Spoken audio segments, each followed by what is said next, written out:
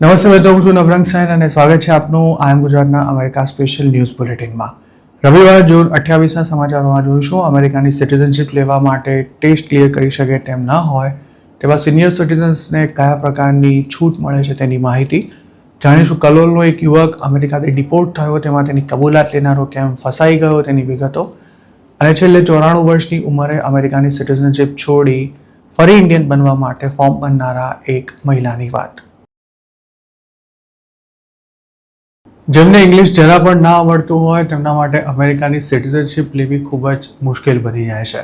નેચરલાઇઝેશન માટે basic English પ્રોફિશિયન્સીની સાથે civic test પણ પાસ કરવાની હોય છે, પણ ઘણા ભારતીય મૂળના સિનિયર સિટીઝન્સને આ આસાન પરીક્ષા પણ ઘણી અઘરી લાગે છે, જેથી કેટલાક લોકો નેચરલાઇઝેશન માટે અપ્લાય પણ નથી કરી શકતા।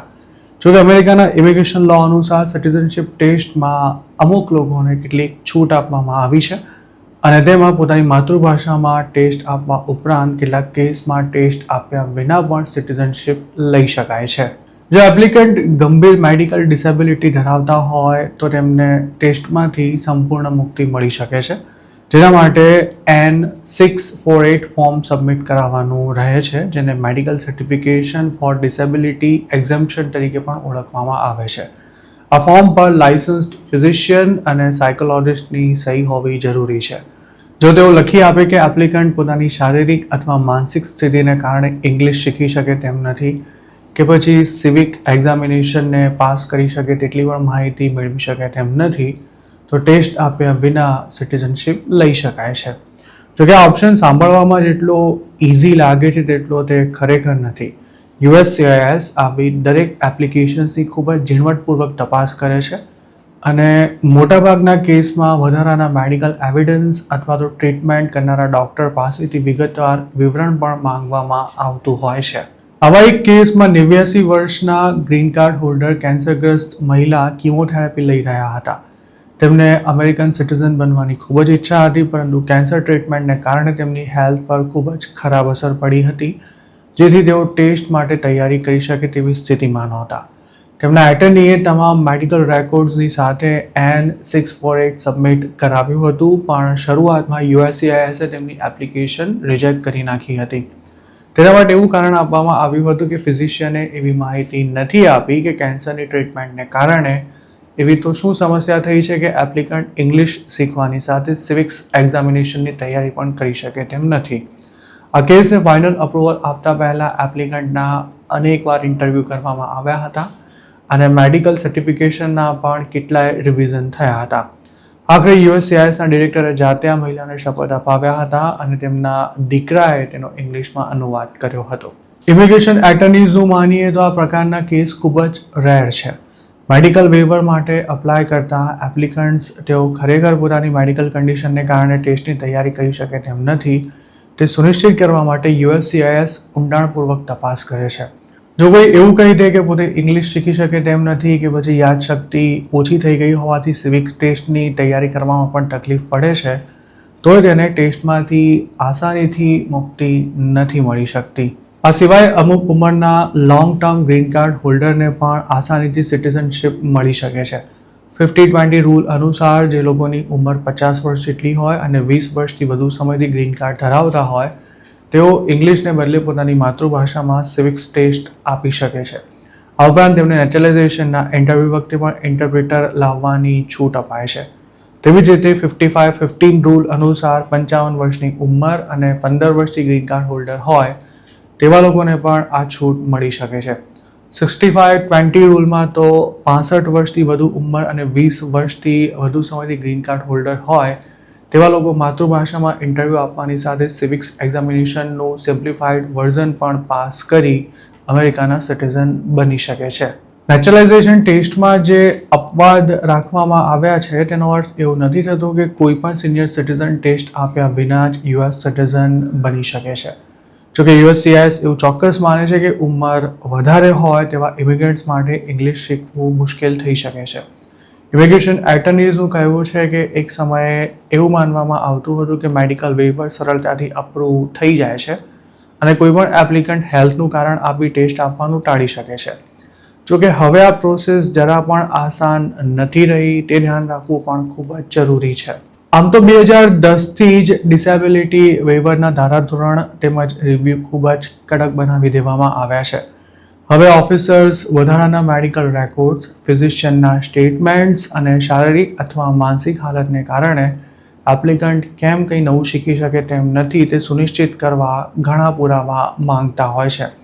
ઉલ્લેખનીય છે કે ટર્મ 2.0માં તો નેચરલાઇઝેશનની પરીક્ષા પણ અઘરી બનાવવા માટે પ્રયાસો શરૂ કરવામાં આવ્યા હતા, પણ હજુ સુધી આ અંગે કોઈ આખરી નિર્ણય લેવામાં નથી આવ્યો.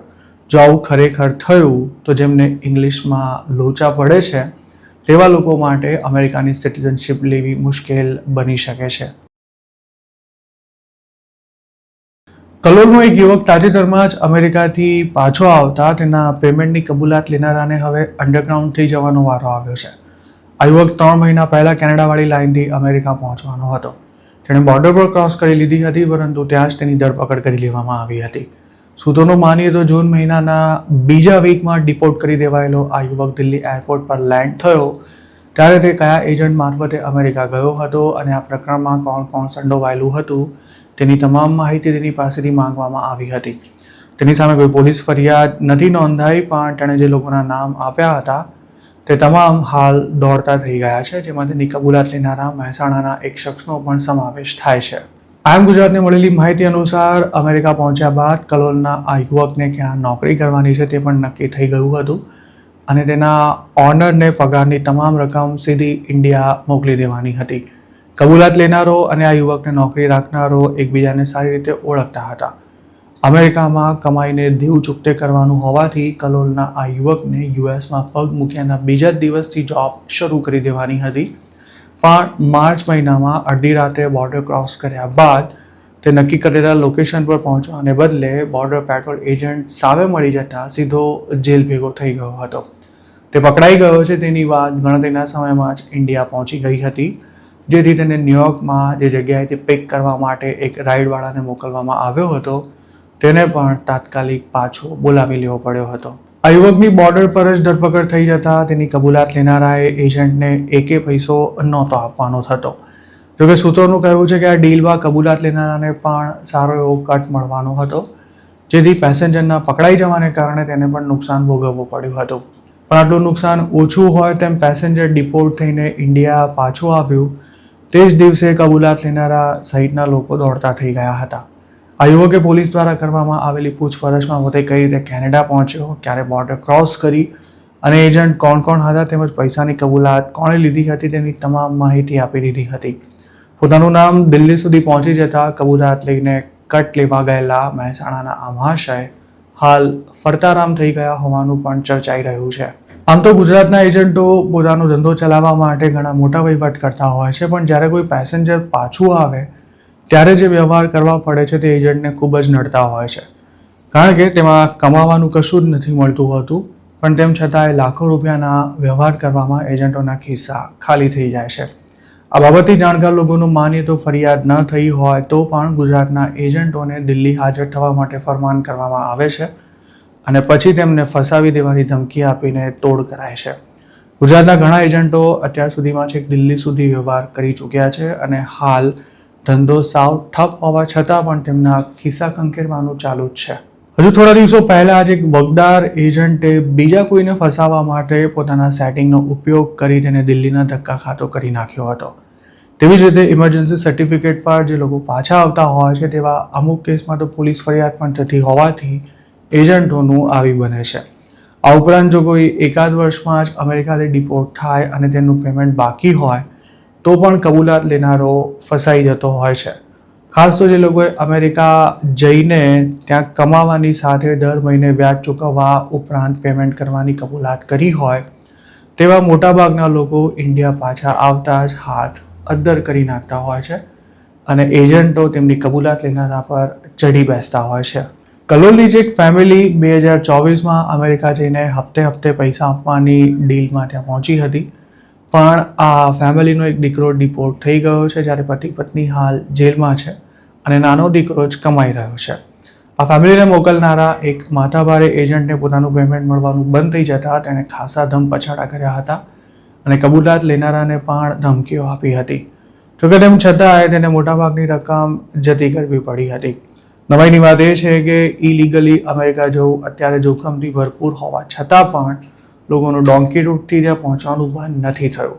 હજુ 3 મહિના પહેલા જ કડીના એક નામચીન એજન્ટના પેસેન્જર કેનેડાવાળી લાઇનથી અમેરિકા પહોંચતા હતા, પણ આ એજન્ટ હાલ અંડરગ્રાઉન્ડ થઈ ગયો હોવાની ચર્ચા ચાલી રહી છે અને માર્કેટમાં બીજો એક જૂનો ખેલાડી એક્ટિવ થયો હોવાનું પણ ચર્ચાઈ રહ્યું છે, જેનું એક પેસેન્જર હાલમાં જ 1.10 કરોડ રૂપિયામાં અમેરિકા પહોંચ્યું છે. અમેરિકાની સિટીઝનશિપ મળી જાય તો કોઈ પણ ઇન્ડિયન જાણે પોતાને જેકપોટ લાગી ગયો હોય તેમ ખુશ થઈ જાય છે. પણ 94 વર્ષની ઉંમર ધરાવતા આંધ્રપ્રદેશના એક મહિલાની કહાની કંઈક અલગ જ છે. કંડગંટા મહાલક્ષ્મા નામના આ મહિલા પોતાના દેશમાં એક ભારતીય તરીકે અંતિમ શ્વાસ લેવા માંગે છે અને પોતાની આ ઈચ્છા પૂરી કરવા માટે તેમણે અમેરિકાની સિટીઝનશિપ સરેન્ડર કરાવી દઈ ઇન્ડિયન સિટીઝનશિપ માટે હાલમાં જ અપ્લાય કર્યું છે. આજથી 26 વર્ષ પહેલાં પતિનું મોત થતાં મહાલક્ષ્મા કાયમ માટે અમેરિકા ચાલ્યા ગયા હતા. તેમનો દીકરો યુએસમાં ડૉક્ટર છે. 2018 સુધી અમેરિકામાં જ રહ્યા બાદ મહાલક્ષ્મા આખરે ઇન્ડિયા પાછા આવી ગયા હતા અને પછી તેમણે અમેરિકન પાસપોર્ટ પણ સરેન્ડર કરાવી દીધો હતો. હાલ આ મહિલા પાસે OCI કાર્ડ છે, જેથી ઇન્ડિયામાં તેઓ ચાહે ત્યાં સુધી રહી જ શકે છે. જોકે હવે તેમને ઇન્ડિયન સિટીઝનશિપ પાછી લેવી છે. કંડગંટા મહાલક્ષ્માએ જૂન 23ના રોજ જિલ્લા કલેક્ટર સમક્ષ હાજરથી ઇન્ડિયન સિટીઝનશિપ માટે અપ્લાય કરતા તેના માટે શપથ પણ ગ્રહણ કર્યા હતા. તે વખતે તેમનો ડૉક્ટર દીકરો પણ કલેક્ટર ઓફિસમાં હાજર રહ્યો હતો. મહાલક્ષ્મા 2000ની સાલમાં અમેરિકાના સિટીઝન બન્યા હતા, પણ તેમણે ઇન્ડિયા આવવા જવાનું બંધ નહોતું કર્યું. જોકે જિંદગીના છેલ્લા પડાવમાં તેમણે અમેરિકામાં રહેવાનું છોડી દીધું અને ઇન્ડિયન બનવા માટે યુએસનો પાસપોર્ટ પણ સરેન્ડર કરાવી દીધો. તેમણે ભારતના બંધારણ પ્રત્યે વફાદાર રહેવાના શપથ લીધા. તેનો વિડીયો સોશિયલ મીડિયા પર ખાસો વાયરલ થયો હતો. ઇન્ડિયાના સિટીઝનશિપ રૂલ્સ 2009ના સેક્શન 38 હેઠળ ઇન્ડિયન સિટીઝન બનતા પહેલા શપથ લેવા જરૂરી છે. આ શપથ જિલ્લા કલેક્ટર લેવડાવે છે અને મહાલક્ષ્માએ પોતાની માતૃભાષા તેલુગુમાં શપથ લીધા હતા, કારણ કે તેમને ઇંગ્લિશ નથી ફાવતું. 94 વર્ષની ઉંમરે સાંભળવામાં તકલીફ પડતી હોવાથી તેમને શપથ લેવા માટે દીકરાની મદદ લેવી પડી હતી. આ મામલે જિલ્લા કલેક્ટર વિનોદ કુમારે મીડિયા સાથે વાત કરતા જણાવ્યું હતું કે જૂન 23નો દિવસ તેમના માટે પણ ઘણો જ ખાસ હતો. જ્યારે મહાલક્ષ્માને એવું પૂછવામાં આવ્યું કે તેઓ કેમ આ ઉંમરે ફરી ઇન્ડિયન સિટીઝન બનવા માંગે છે, તો તેના જવાબમાં તેમણે એવું કહ્યું હતું કે મારી જન્મભૂમિમાં જ મારા અંતિમ સંસ્કાર થાય તેવું હું ઈચ્છું છું અને અંતિમ શ્વાસ લઉં ત્યારે અમેરિકન નહીં પણ ભારતીય હોવું તેવી મારી ઈચ્છા છે. જિલ્લા કલેક્ટરને મહાલક્ષ્માએ એવું પણ કહ્યું હતું કે હું 95 વર્ષ પૂરા કરવાની તૈયારીમાં છું અને મારે જિંદગીના છેલ્લા દિવસો મારા વતનમાં જ વિતાવવા છે અને મારા અંતિમ સંસ્કાર પણ મારા ગામમાં જ થવા જોઈએ. મહાલક્ષ્માની સિટીઝનશિપ માટેની એપ્લિકેશન કેન્દ્રીય ગૃહ મંત્રાલયને મોકલી દેવામાં આવી છે. કોઈ વિદેશીને ઇન્ડિયન સિટીઝન બનવું હોય તો તેના માટેની પ્રક્રિયા ઘણી જ લાંબી છે, પણ ભૂતપૂર્વ ઇન્ડિયન સિટીઝન જો ફરી સિટીઝનશિપ લેવા માંગે તો તેમની એપ્લિકેશન ઝડપથી પ્રોસેસ થઈ શકે છે. આમ તો લોકો અમેરિકાની સરકાર તરફથી મળતા બેનિફિટ્સ લેવા માટે કાયમ માટે ઇન્ડિયા પાછા આવી ગયા બાદ પણ US સિટીઝનશિપ જાળવી રાખતા હોય છે, પણ મહાલક્ષ્માને અમેરિકન સિટીઝન બની રહેવામાં કોઈ જ રસ નથી.